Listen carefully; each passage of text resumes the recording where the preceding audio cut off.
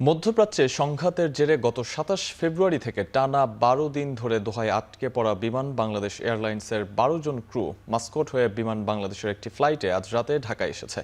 আরও জানতে সরাসরি চলে যাচ্ছি সহকর্মী আফজাল হোসেনের কাছে। আফজাল, ঢাকায় ফিরে কি জানালেন তারা এবং কি ধরনের সংকটের মধ্য দিয়ে যেতে হয়েছে তাদের, জানাবেন বিস্তারিত।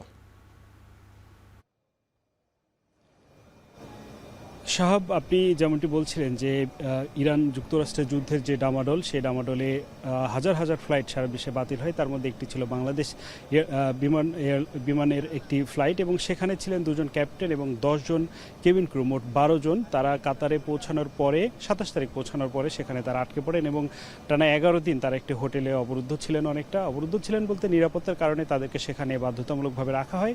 এবং আজকে কিছুক্ষণ আগে ঠিক ১০টা ৫০ নাগাদ তারা হজরত শাহজালাল আন্তর্জাতিক বিমানবন্দরে ল্যান্ড করেন এবং ল্যান্ড করার পরে তারা আমাদেরকে যে অনুভূতিটি জানিয়েছেন, তারা বলছেন যে তারা যেন নতুন জীবন ফিরে পেয়েছেন। তারা বলছেন তারা যখন হোটেল অবস্থান করছিলেন সেখানে জানালা দিয়ে মিসাইল যে ইন্টারসেপ্টর ছিল সেগুলো তারা দেখেছেন সচক্ষে, এবং এই পুরোটা সময় তাদের পরিবার যে চরম আতঙ্কের মধ্যে ছিল সেই কথাগুলো তারা বারবার বলার চেষ্টা করছেন। তবে তারা ধন্যবাদ জানিয়েছেন বাংলাদেশ এয়ারলাইন্স এবং cabin crew association, cabin crew union যারা রয়েছেন তাদের শীর্ষ কর্মকর্তাদের প্রতি, এবং এই পুরোটা সময় তারা তাদের সাথে যোগাযোগ রেখেছেন এবং কিভাবে ফেরত আনা যায়। এবং কাতার থেকে এখনও তারা আসতে পারছেন না বিধায় কাতার থেকে তারা ওমানে গিয়েছেন সড়ক পথে, এবং সেখানে নতুনভাবে ভিসা করে সেখান থেকে বিশেষ ফ্লাইটে তাদেরকে নিরাপদে ঢাকায় আনা হয়েছে। এই বিষয়গুলোর জন্য যারা ম্যানেজমেন্ট কর্তৃপক্ষ রয়েছেন তাদেরকেও ধন্যবাদ জানিয়েছেন। এবং তারা যেটি বলছিলেন যে সেখানে অবস্থানকালে তাদের পরিবারের সাথে যেই মানে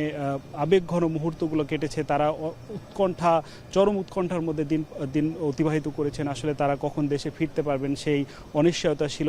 এবং আপনি জানেন যে যেহেতু কাতার একেবারে ইরানের পাশে, হরমুজ প্রণালীর পাশে, এবং কাতারে হামলা হয়েছে আমেরিকান ঘাঁটিতে, সুতরাং সেই জায়গাতে যে কোনো মুহূর্তে যে হামলা হবে না এমন কোনো ছিল না। স্বাভাবিকভাবে তাদের মধ্যে একটা আতঙ্ক কাজ করছিল। এই বিষয়গুলো মূলত তারা আমাদেরকে বলেছেন।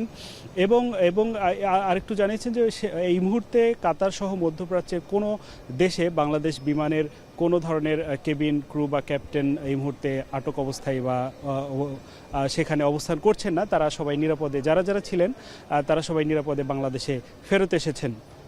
এই ছিল হজরত শাহজালাল আন্তর্জাতিক বিমানবন্দর থেকে সবশেষ। শাহজালাল আন্তর্জাতিক বিমানবন্দর থেকে আমাদের সঙ্গে যুক্ত ছিলেন সহকর্মী আফজাল হোসেন।